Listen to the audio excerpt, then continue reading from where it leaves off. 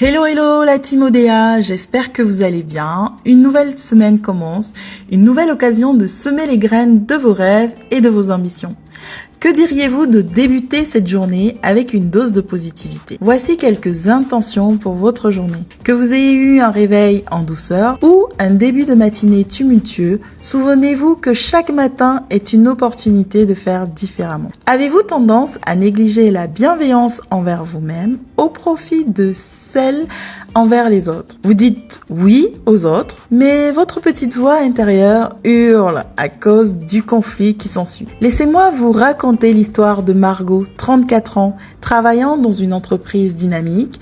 Margot a toujours été très exigeante envers elle-même, se fixant des standards très élevés et se critiquant durement à chaque petite erreur. Cela lui a souvent causé beaucoup de stress, d'anxiété, en affectant non seulement son bien-être personnel, mais aussi ses relations avec ses collègues et sa famille. Si vous vous reconnaissez dans cette situation, voici quelques astuces. Premièrement, établissez des limites saines.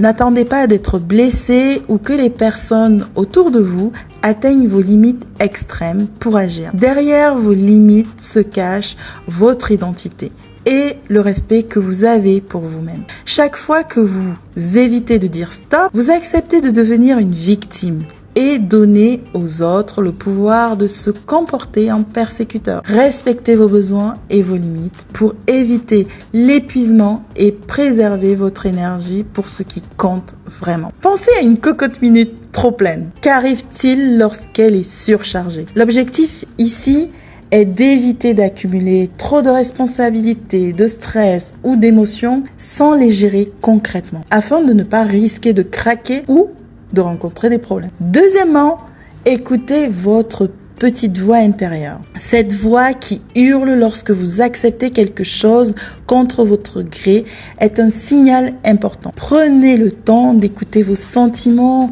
et de comprendre ce qu'ils essayent de vous dire. Si une demande vous met mal à l'aise ou vous stresse, il est parfaitement acceptable de dire non. Enfin, cultiver des relations non réciproques. C'est important de s'entourer de personnes qui respectent et valorisent nos limites. Cependant, selon moi, les relations non réciproques nous apportent plus d'autonomie dans la satisfaction de nos propres besoins. Nous pouvons donner sans forcément attendre en retour, en évitant ainsi ce cercle vicieux du « je t'ai fait ça, tu devrais me rendre ça en retour ». Ne pouvons-nous pas simplement être bienveillants envers quelqu'un et envers nous-mêmes sans rien attendre en retour? Permettez-vous d'accepter que vous ne pouvez pas satisfaire tout le monde, que vous ne pouvez pas être aimé par tout le monde et que toute la bienveillance que vous donnez ne vous sera pas forcément rendue. Alors, n'est-il pas plus important d'être en paix avec soi-même?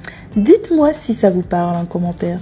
En tout cas, rappelez-vous que vous n'êtes pas seul et que vous avez vous aussi la capacité de transformer le négatif en positif. Prenez soin de vous.